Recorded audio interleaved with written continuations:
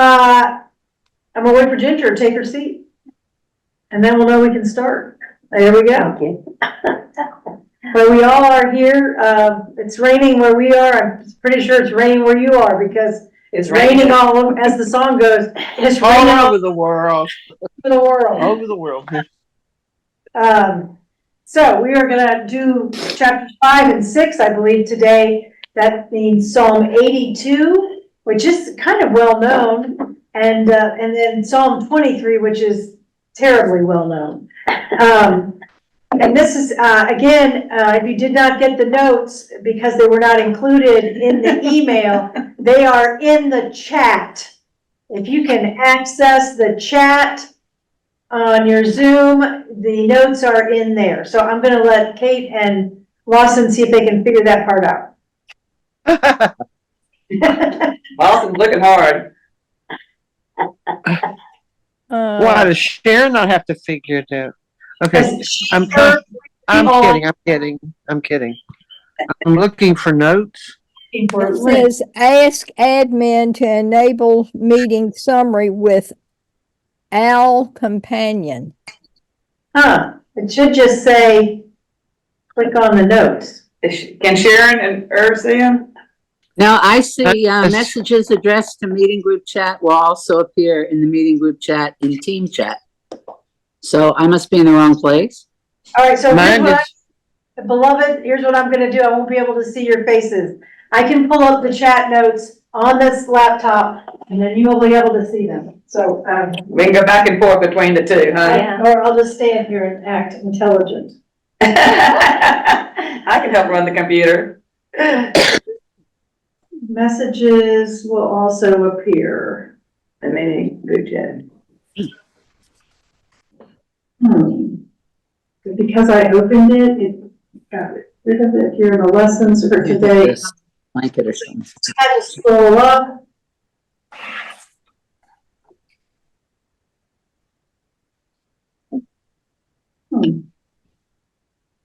Do you have to do share screen first? I'm seeing if I can get it. We're looking for the notes. I don't find them. Ellen, can you hear me? Will you come help me? I'll go get Ellen. Click to download. That's what I did. Ellen? Good morning, Laura. Good morning, Ginger. Click to open. Okay, maybe I got it.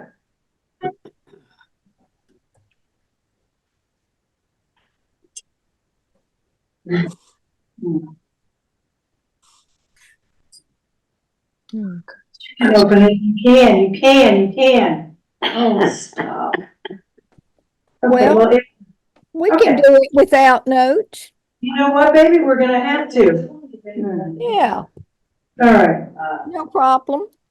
So, Ellen, it just won't, I can get the document pulled up, but it won't open it. It says it won't open it, and then it keeps. Can they not open it? They can't either. They can't. It doesn't even come up on their chat. Okay, I'll email it to them. Okay. So who all is there? Sharon, Lawson, and Kate. Kate, okay. So she's going to email you the notes. You're welcome. She's going to email you the notes, and we're just going to start. That's the fastest way to do it.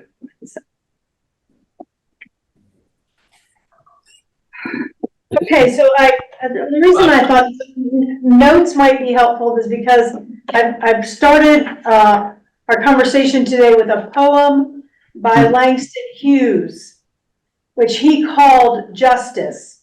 And it would be, easier to refer to it if it's, for me, when it's printed, but I'll read it a few times perhaps and get the gist of what I'm going for here. That justice is a blind goddess is a thing to which we black are wise. Her bandage hides two festering sores that once, perhaps, were eyes. Okay? Yeah. So you get that vision, and I want you to hold this. I want you to hold that Langston Hughes's interpretation of justice versus the psalm which Rabbi Feld called justice, right? Mm-hmm. He called it a psalm about justice. I don't think that the Hughes poem has the same sense that God will intervene. That's my point. As the psalm does. The psalm gives us the sense of God's redemptive power, right? Even in the midst of things that are crappy, terrible, badly organized, like the internet. No, like Zoom today. So anyway, that's what I was going for. So I'm going to read it one more time. All right, for those of you who haven't gotten your emails yet. That justice, you got them? Okay. Yeah. That justice is a blind goddess, is a thing to which we black are wise. Her bandage hides two festering sores that once, perhaps, were eyes. Oh, wow. Yeah. So then let's look at Psalm 82, or let's look at what Rabbi Feld says about Psalm 82. In justice, which is, he starts off in the beginning of the chapter by saying God is the guarantor of justice. Right? This is kind of how we think about God, like God will make all things right. Yeah. You know, love the stranger as yourself, for you were once strangers in the land of Egypt. That's from Leviticus. But that's only in the Israeli or Jewish. I mean, doesn't it say that doesn't, all other religions don't necessarily come down to that, right? Correct. Just the Judaic, Christian, and mostly Islamic traditions do consider God to be just. Yes. And the liberator and protector, not just justice, But the but one protector. right? For the widow, the orphan, I like that too. the poor.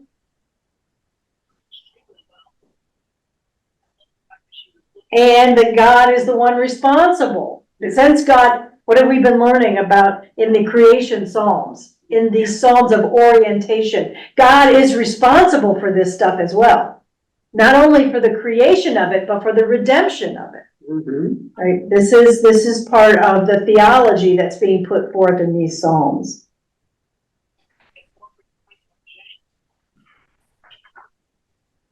So he says that this requires us, again, to use our religious and other kinds of imagination and make this leap into Psalm 82, which he has described as both theater, right, and courtroom. I don't know if any the others of you thought of that immediately when you read it. But, No, I didn't. okay. So let's see, Sharon, can you read from your book, if you have it with you, on page I do. 56, the Psalm 82? Excuse me. A song of Asaph. God stands in the divine assembly. Among the divine beings, God pronounces judgment. How long will you judge perversely, showing favor to the wicked? Selah. Take up the case of the wretched and the orphan, vindicate the lowly and the poor, rescue the wretched and the needy, save them from the hand of the wicked. They do not comprehend or understand, they go about in darkness. All the foundations of earth totter. I had once said that you were divine beings, children of the Most High, all of you, but you shall die as humans do, fall like any prince. Arise, O God, judge the earth, for all the nations are your possession. Mhm.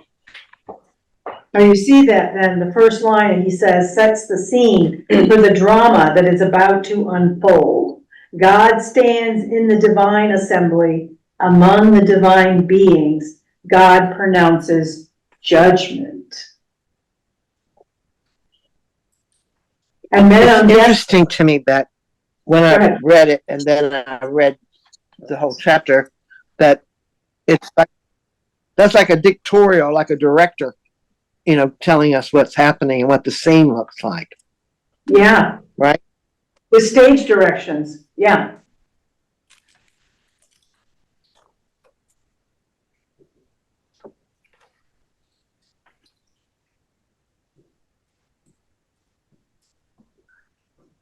So did you get that at first reading, or did you, I only understood what he was, as I read through the chapter, right? I didn't read the psalm and then say, oh, there's one voice, and then there's God's voice, and then there's the other voice again, and then there's God's voice, right? I did not get that. I appreciate the way he breaks it down to sort of talk about this back and forth.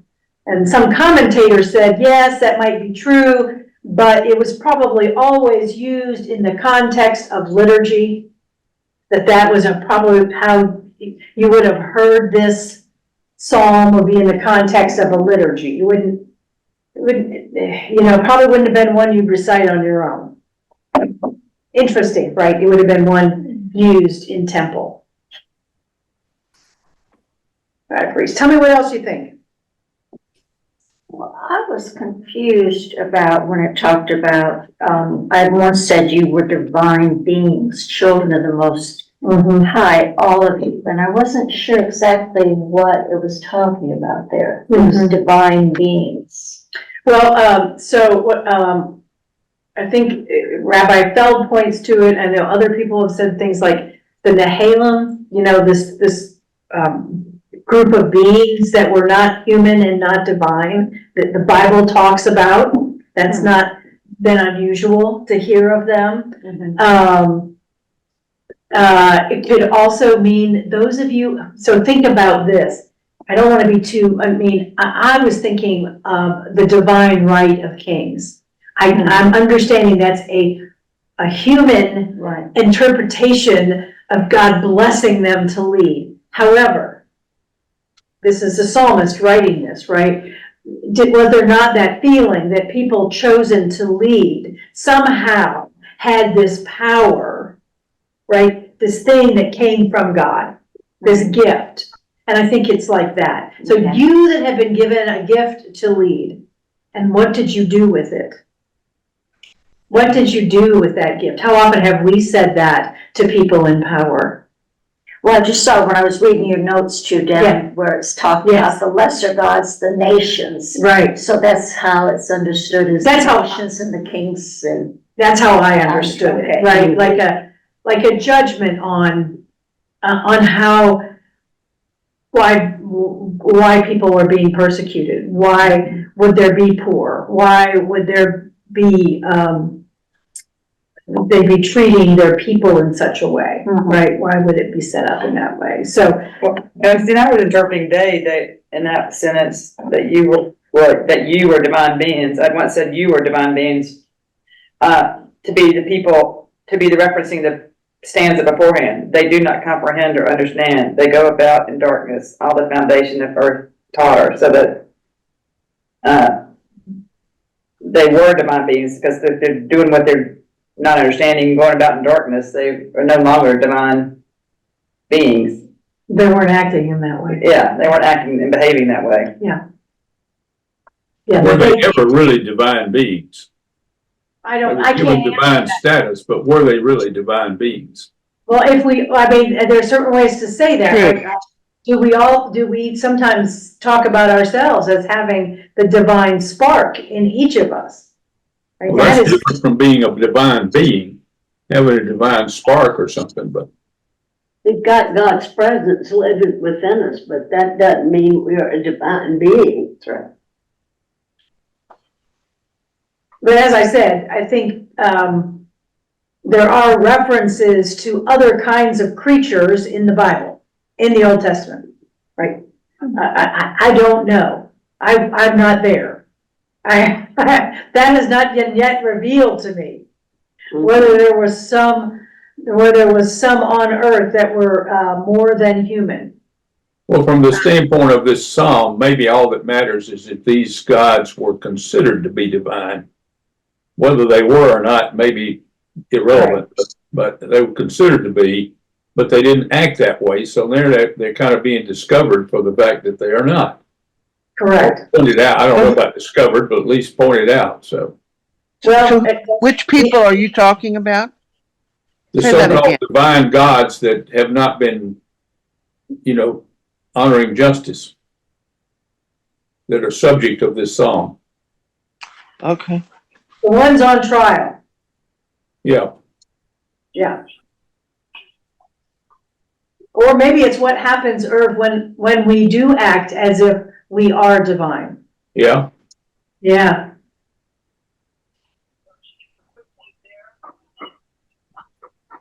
When there's no humility, that something is lost. I think compassion is what's lost when there's no humility. So that part's tricky for us. Thank you, Laura, for bringing that up, the divine part. Did you feel transported? I mean, the author makes the point that we should be transported out of our own earthly reality to watch this scene taking place in heaven.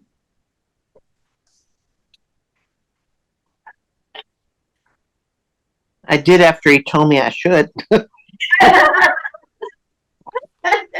Exactly. Me too.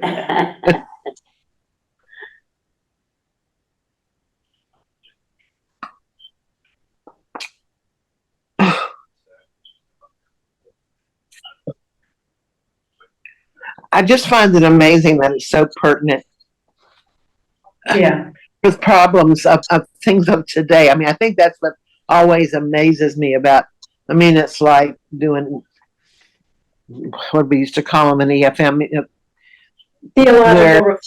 Yeah. reflections. Yeah, that there's always some story in the Bible that reflects every day.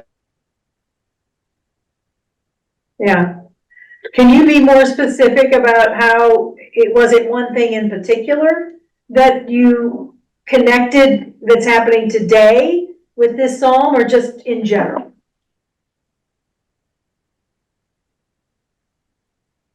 It's frozen. It'll just have to be a question for the ages. All right. Yeah, But then Was unfrozen. there anyone else? we pretty much understand that if you are poor, you don't get the same justice. You can't afford the wonderful lawyers that'll fight for you, and, we see it every day.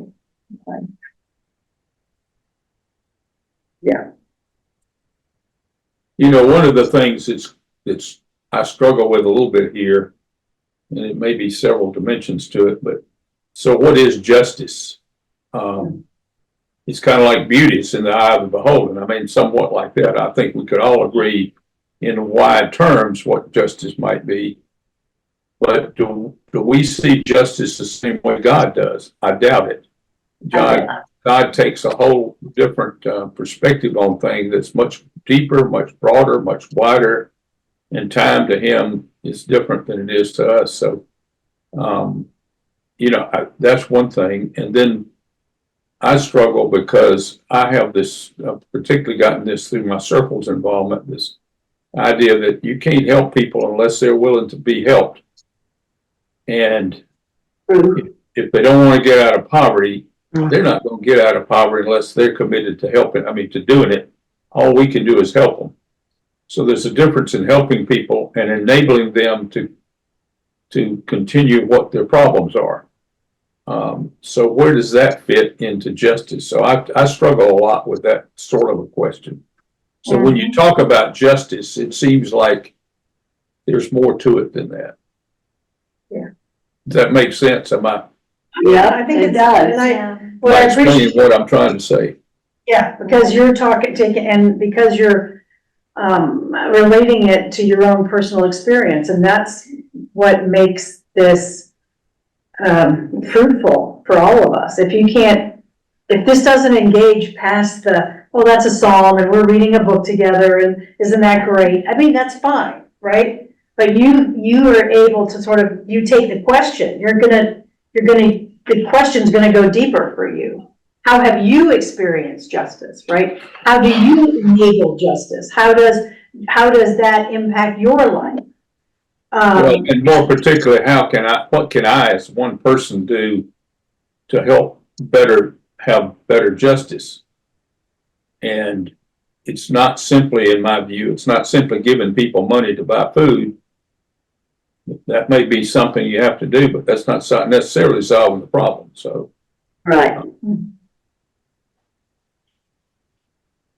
Right, so, and we also know how long this has existed.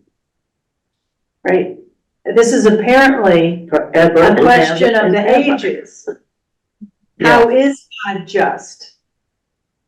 What is God's justice? This is not a new question by any means. This is an ancient question. And I think part of our faith is, yes, what is our part, Irv?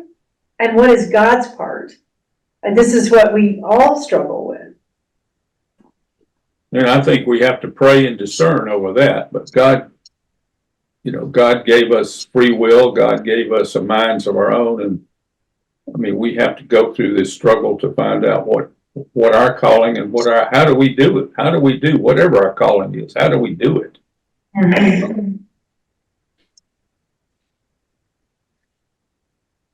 I guess if we weren't free will people and if God was trying to just make it automatic, we would have been born with a map in our hand as how to do all this stuff. But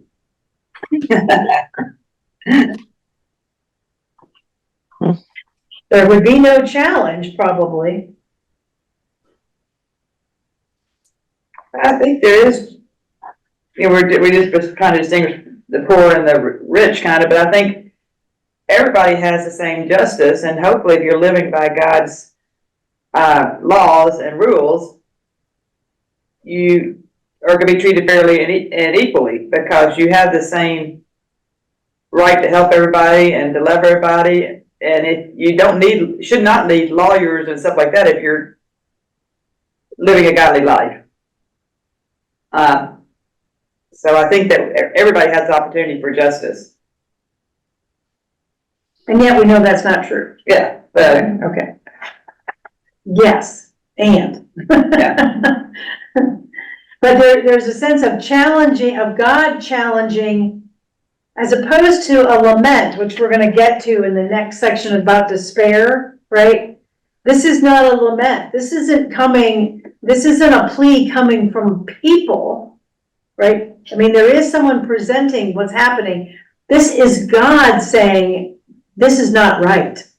In a lament, it's people saying, oh my gosh, why is this happening to me? Why is this going on? Here, this is God saying, you've been given charge over certain things and you're not, there's judgment that's coming. And we don't normally like to talk like this. Judgment is not, we know that God's going to judge. I mean, at some point, at the end of time, when we die, I don't know. But most of us don't like to talk about judgment. Right? We don't. I want to think that I'm not going to be judged. That somehow I have erased my sins, or that my offenses are not as bad as yours, Ginger, and that I will not. That is true. That is true. but asking for It is not forgiveness, It is not true. But I'll tell you, that's why Jesus died. That's right. To wipe away my big sins. And I'm counting on it that I've accepted it, and I hope He'll still take care of me. I guess I'm you, trying to continue those big sins. yes, ma'am. Me too. Allison, Sharon. yeah, the conundrum to me is that there's so many definitions of justice on any one topic. I mean, we only have to sit down with somebody who sees justice a different way and watch the news together.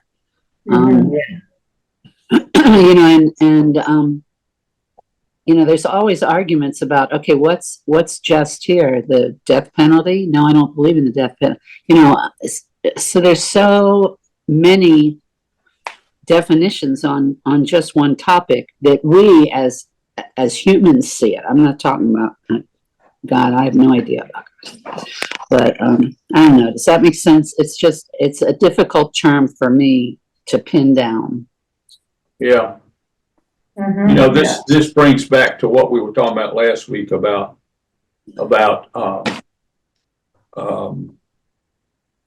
what was the term?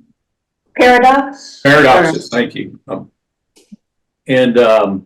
And dualistic thinking. I mean, dualistic thinking really gets in the way of this conversation in my mind. So, because everything's either white or black, or it's good or bad, and there's no nuances in between. And this conversation is full of nuances. And the solution, in my view, all the solutions are full of nuance. So it's a good example of what we were talking about, I guess. Yeah, exactly. And so there's no resolution in this psalm. God says he's going to judge, but he doesn't say how. He doesn't say, I'm sending a flood, I'm sending fire, I'm having all of you smoked. He doesn't say that. There's no resolution. And so, what is it that Rabbi Feld says? He says something like, that it leads us to a state of expectancy. I think that's how he puts it, right? Expecting that God will act. And that our imaginations overcome the abyss of silence. And that you may agree with that, or you may not agree with that, or we may have all made a sort of peace with that, have we? Don't we all the time make some sort of a peace with that, hoping that God will intercede? Now, as Christians, that we believe that God has interceded, and that thing of love to the world changes this psalm in some way. Sharon. You know, there seems to be a word in our times now that has taken the place of justice a lot of times, and that is karma. You know, okay, here we go. That's just karma. What goes around comes around, or what comes around goes around, however that term is. And that's what justice is. And then we all have, though, a different definition of karma. Karma is in place of God, not just. You're muted. Lawson, you're muted.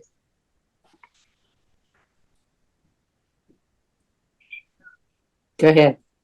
Okay, Lawson. When you were saying the new word is karma, and then I said, yes, invisible justice. Yeah. That may be a good term. Karma's in place of God. I mean, what will some force out there that controls things? The force, not God.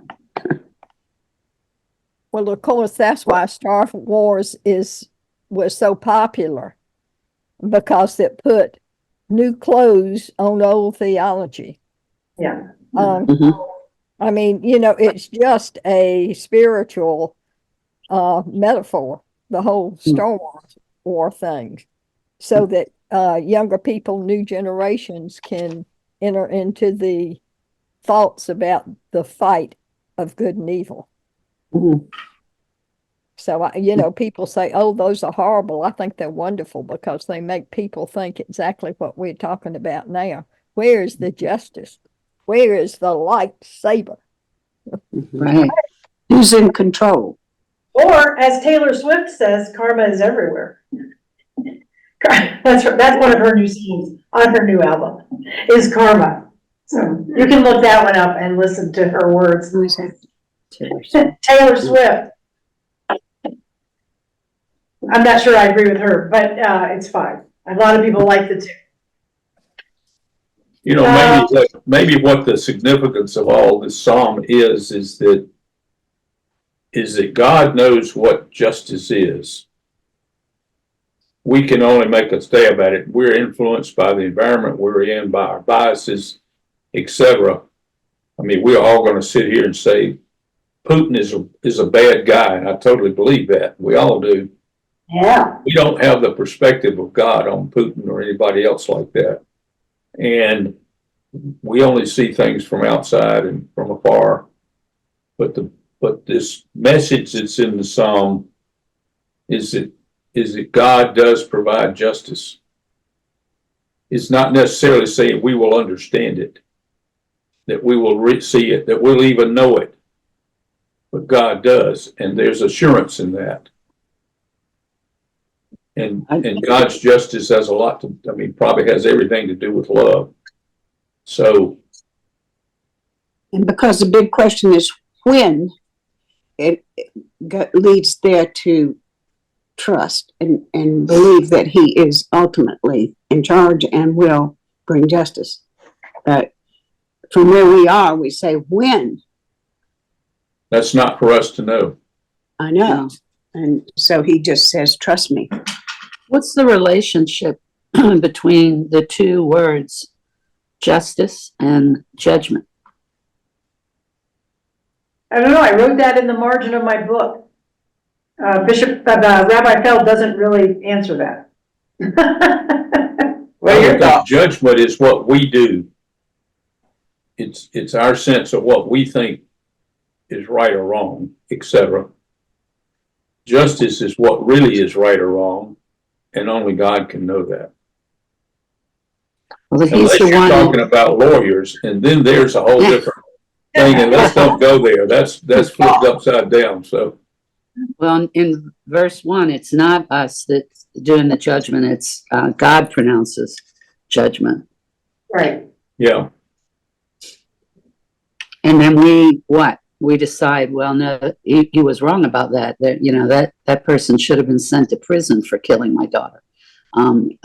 Whatever, and then we make a judgment on that judgment that could be dangerous for our salvation. I don't know. These are just questions that we carry, not resolution here. I think that's the point about this psalm as well.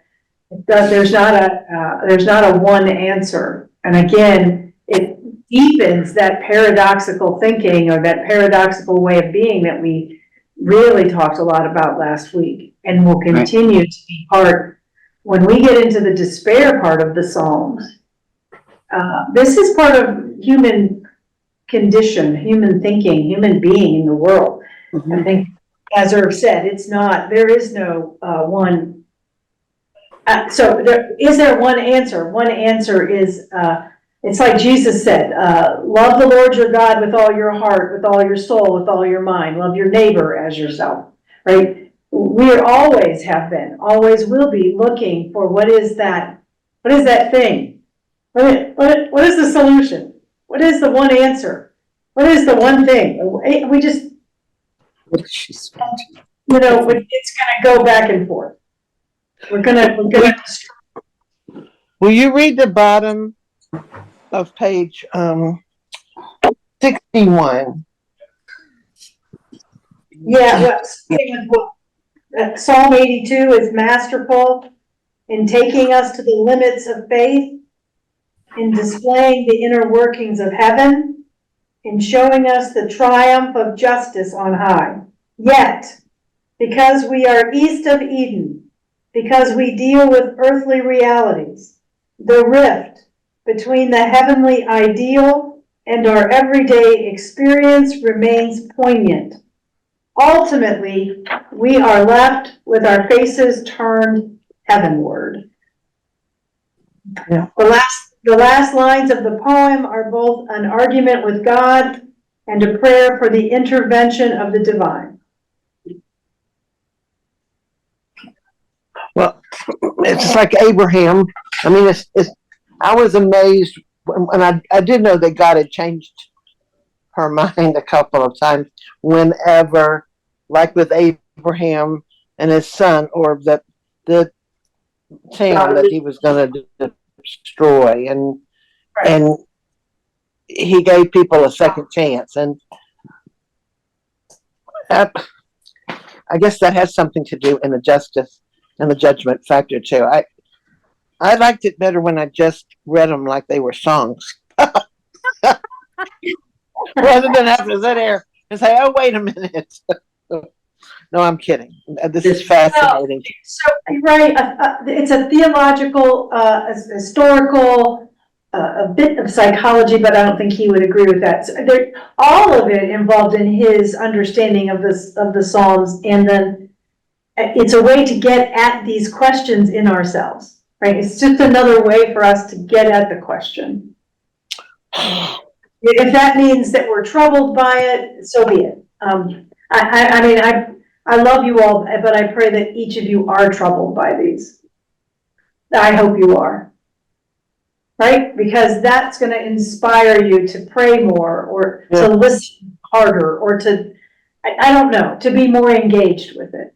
Instead of just something we read every Sunday between the Old Testament lesson and the epistle. Right? Right.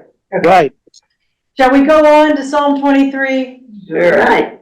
A familiar psalm, and what he calls a psalm that illustrates God's care for God's people. And I think he chose wisely putting this at the end of his chapter on joy, or his, look, as Brueggemann called them, the Psalms of orientation, where we remember God's goodness, where we remember God's creative goodness, actually. It's probably the best known of the Psalms. It was one of the ones most mentioned by you all when I said, what are your favorite Psalms, right? Yep. The metaphor of the shepherd, pretty well known. Who's the other famous shepherd? Not Jesus. David. David, right? This idea of a shepherd king, as opposed to what other kind of king? I don't know. The warrior king? And a suffering king. Yeah. And so the least of these, does that sound familiar too? Mm-hmm. The shepherd wasn't in a palace, right? Where was a shepherd was out in the field. Yeah. A shepherd is diligent. Searching for the lost sheep. Yes. It's a familiar metaphor. We see it over and over again in the Gospels. We see it over and over again also in the Old Testament. Ezekiel talking about a shepherd. Samuel talking about David and the shepherd. The Psalms and the shepherd. So there, we know this metaphor. And in this psalm, God's care is complete, and the psalm is divided into two stanzas, right? One takes place where? In the field. Yeah, and the other one takes place God's table. Table. God's kingdom, God's table, yeah, God's house. God's house. So we have this outside, inside thing. We have what the shepherd does, and then we have what God does. We have this sort of overhanging thing in the psalm that there might be danger nearby, right? Oh, yeah. That's kind of a overarching piece of the first part of the first stanza. There's danger. The shepherd will protect you, but there's danger. And then in the second part of the stanza, it's just that God's providing all these things: food, comfort, safety, everlasting goodness. There's not a threat of danger at all, I don't think, in that second stanza. But it's very interesting, kind of the way they play off of each other. Very comforting. The other thing I noticed, and maybe you all noticed it, is in his translation, what did he do with the tenses?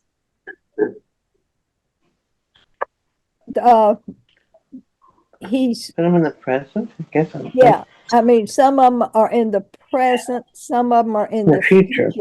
future. Yeah, so that's when they start losing me when they do that analysis. Somewhere in the future. Yeah, somewhere in the future, and when we read it ourselves, in the prayer book version, it's not in the future, it's in the present tense. Yeah. Huh.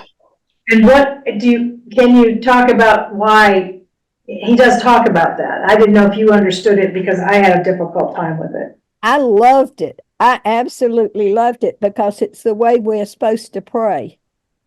And in other words, the future is a continuing presence, I think is the way he described it.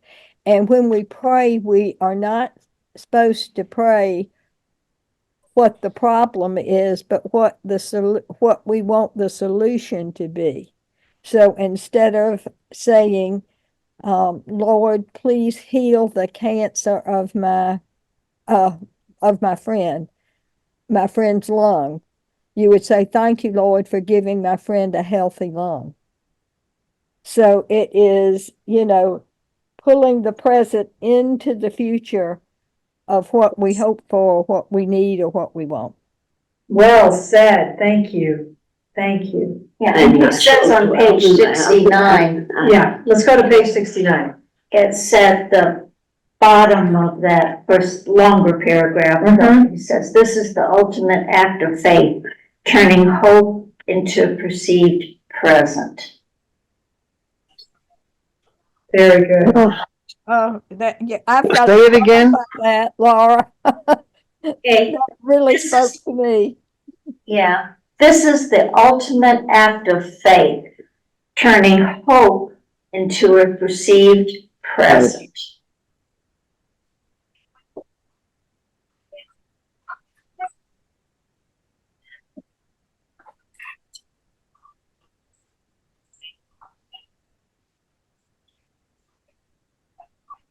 That whole paragraph is just lovely. It Yeah, is. Yeah. That paragraph in the middle of page 69.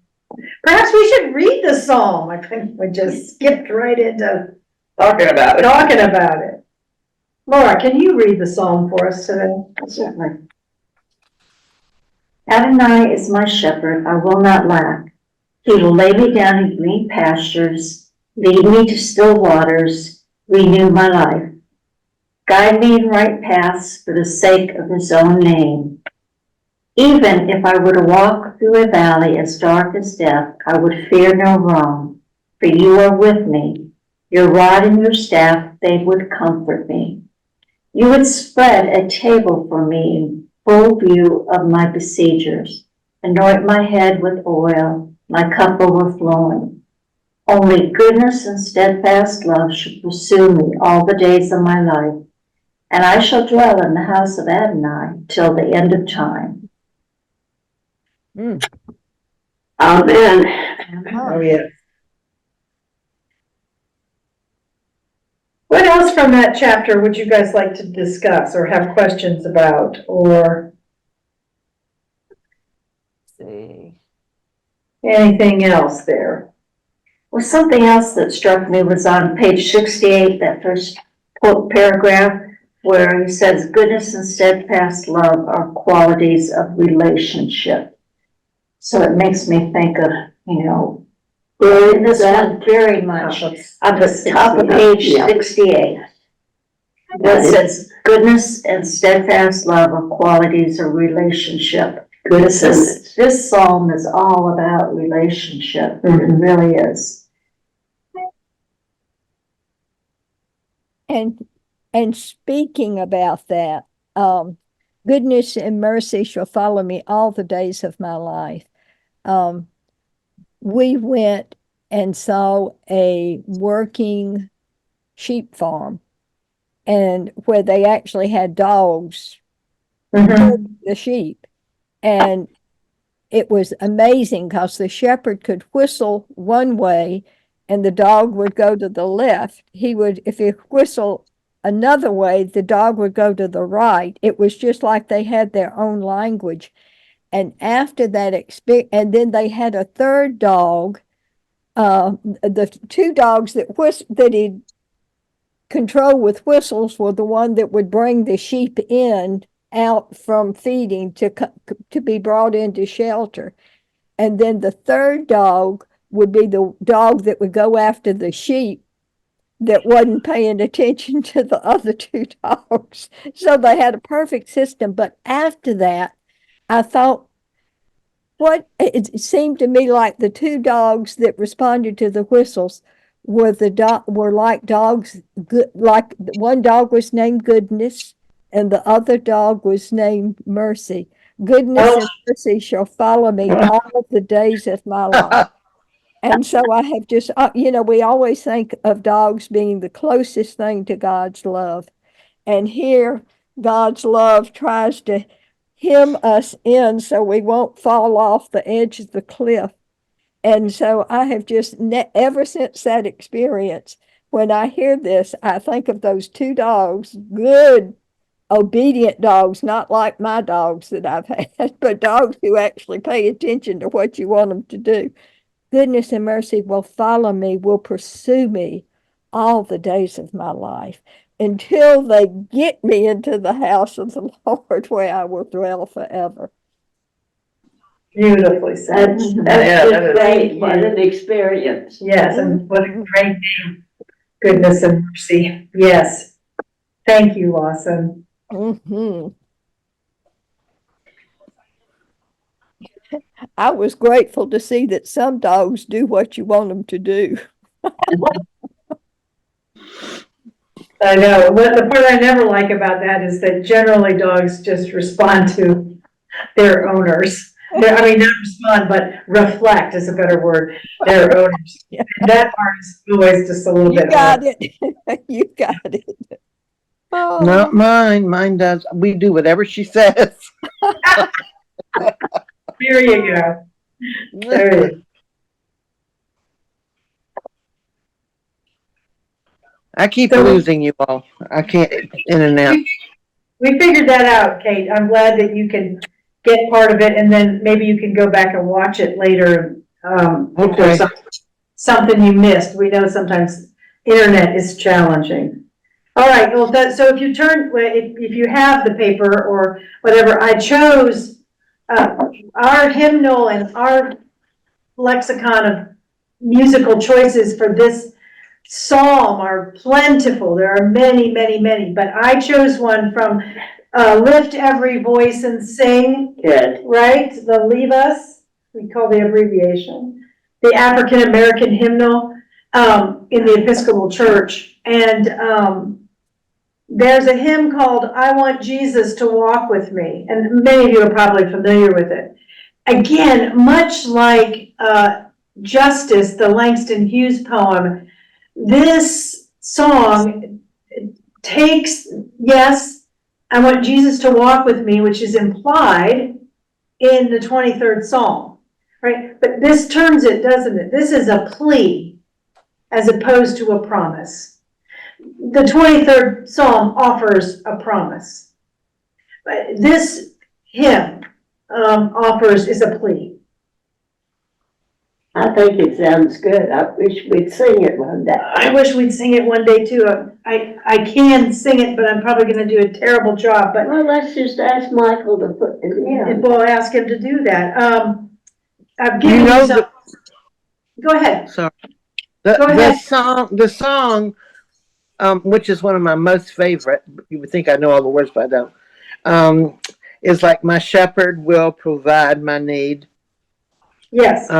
Jehovah is his name. And then the last, I can't remember the verses, but the last verse, last few lines of that hymn just shake me every time, but no longer a stranger, but like a child at home. That's the first one I thought of when I was reading, thinking about what hymn it would remind me of. Yeah. Is that one in our hymnal? Oh, Yes? Yeah? If you go, I don't have one up here, up in the attic, but if it's, you look up the first line in our hymnal, I think it starts as my shepherd will provide my need. is the first line, I think, but it's just my favorite, and we do sing it sometimes, occasionally. Does it remind you all of any other ones? The The King of Love?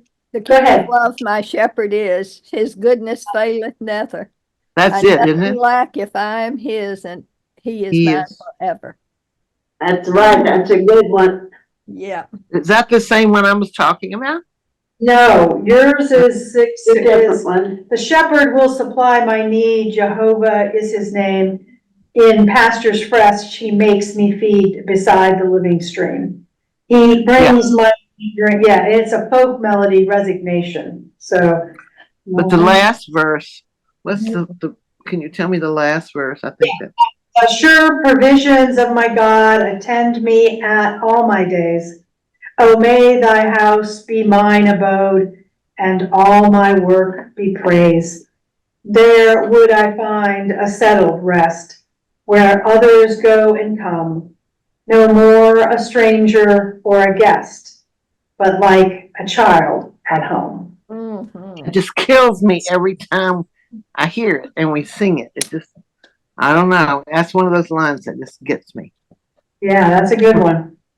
Okay, so we have the King of Love, my shepherd is, we have my shepherd will supply my need. Any others that it brings to mind for y'all?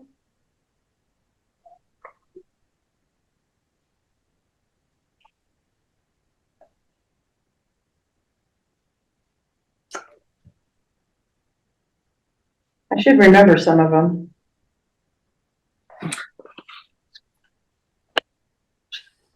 Okay, well, be thinking of that all next week, won't you? Yeah. So yes, so the hymn, I want Jesus to walk with me, is an old hymn tune and named after Sojourner Truth. Because it's anonymous. She did not write the tune, but, because she was about, truth and justice and freedom and equality for all, they attributed it to her. But this has been around in the African-American, churches and, homes for a long time. Been singing this spiritual for a while, so possibly for 300 years. That's good. Yeah. So, but it's a little different in that it's seeking something that we have taken for granted, not maybe, in Psalm 23, that God provides. There's a bit of transactional life here that I want this to happen, but it may not. There's a sense of that it may not. Are you going to read it? The hymn, it goes, I want Jesus to walk with me. And that's the first verse. All along my pilgrim journey, Lord, I want Jesus to walk with me. The second verse, in my trials, Lord, walk with me.